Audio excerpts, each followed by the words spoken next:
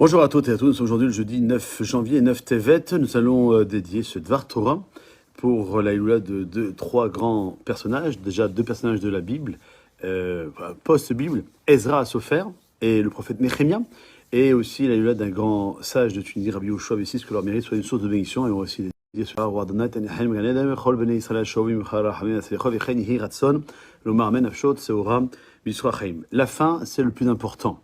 Yaakov Avinu a vécu dans le pays d'Égypte pour ses 17 dernières années de sa vie, puisqu'il a vécu 147 ans au total. Et on pose la question, on aurait pu apprendre que le compte des années de Yaakov en terre d'Égypte, sans que la Torah ne le précise, puisqu'on a vu qu'il était arrivé à 130 ans la semaine dernière à la partir de Végash, et qu'il est mort à 147, donc ce qui fait qu'il a 17 ans. La Torah le précise. L'âge de 147 ans. Pourquoi avoir précisé 147 et 17, on aurait pu faire ou l'un ou l'autre.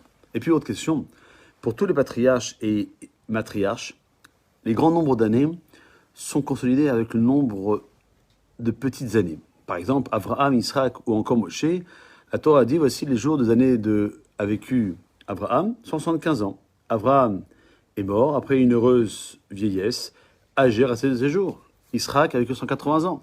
Moshe, à 120 ans, quand il est mort, sa vue n'avait pas baissé, il n'a pas perdu sa vitalité. Alors pourquoi ne pas avoir consolidé le nombre de petites années et des grandes années pour Yaakov, et pourquoi avoir mis le même nombre de petites années en premier?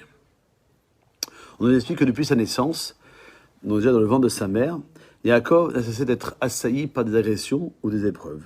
Esav, son frère jumeau, Lavan, son oncle puis son beau-père, épreuve avec sa fille Dina, l'épreuve avec son fils Yosef, la mort prématurée de Rachel qui est morte en accouchant de Binyamin, et encore d'autres histoires que nous avons vues dans ces dernières parachutes. Et finalement, Yaakov Avinu n'a pas eu une vie paisible, si ce n'est que lorsqu'il est arrivé en Égypte, entouré paisiblement de tous ses enfants et de tous ses enfants, tous unis autour de leur père, dans la paix et la fraternité.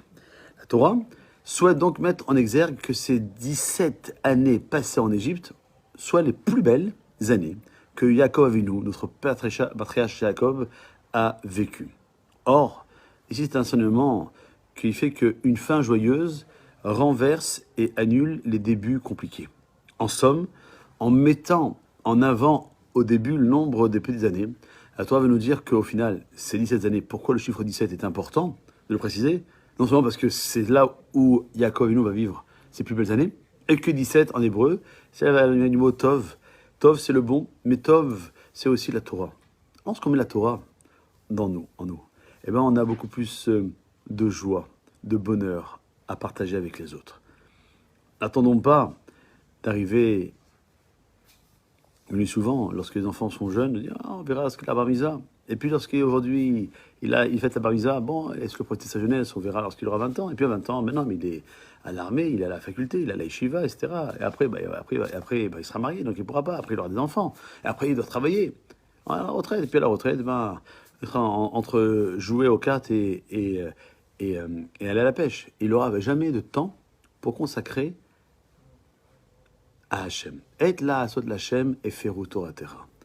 Ce que dira David Améler dans Télim 119, le plus grand Télim, il faut donner du temps à Akadosh Baruch Hu. Et Yaakov Avinu, on dit qu'il n'est pas mort parce qu'il nous donne des enseignements à travers toutes ces parachutes-là, et qu'elles doivent nous parler aujourd'hui encore. Faire en sorte que nous devons mettre du Tov dans notre vie. Ça ne veut pas dire qu'on doit uniquement étudier la Torah. Certes, on doit travailler. Certes, on doit se distraire. Certes, on doit être avec son épouse, avec ses enfants.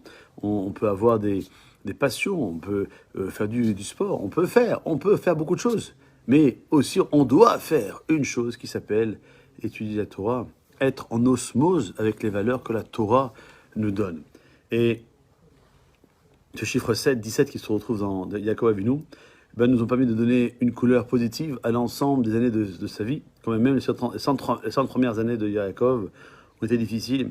Et donc, qui peut me dire aujourd'hui qui vit paisiblement à 100%? Il y aura toujours quelque chose qui n'ira pas. En mettant de la Torah dans notre vie, alors on aura mis beaucoup de choses de notre côté, et ce qui nous permettra d'avoir la plus grande bracha, le plus grand shefa, la plus grande abondance à tous les niveaux, matériel et spirituel. Et bien, c'est le petit message que je voulais nous donner pour ce jeudi 9 janvier, 9 Tevet, avant de rentrer dans 2 journées extrêmement importantes. Demain, pour le Ta'anit, et Shabbat, pour un Shabbat qui n'est pas classique, qui est le Shabbat qui va clôturer le premier livre de la Torah, le livre de Bereshit, Ma'aseh Avot, Siman Labanim, ce que nos ancêtres, Abraham, Israël et Yaakov, ont vécu, eh ben, c'est un signe pour aussi nous-mêmes, même si ça se passe 4000 ans après, eh ben, c'est aussi un enseignement que nous ne devons pas négliger, faire en sorte de pouvoir le permettre, de pouvoir avancer dans le chemin de la Torah, dans le chemin de la droiture, dans le chemin des mitzvot et des maasim tovim. Passez une bonne journée.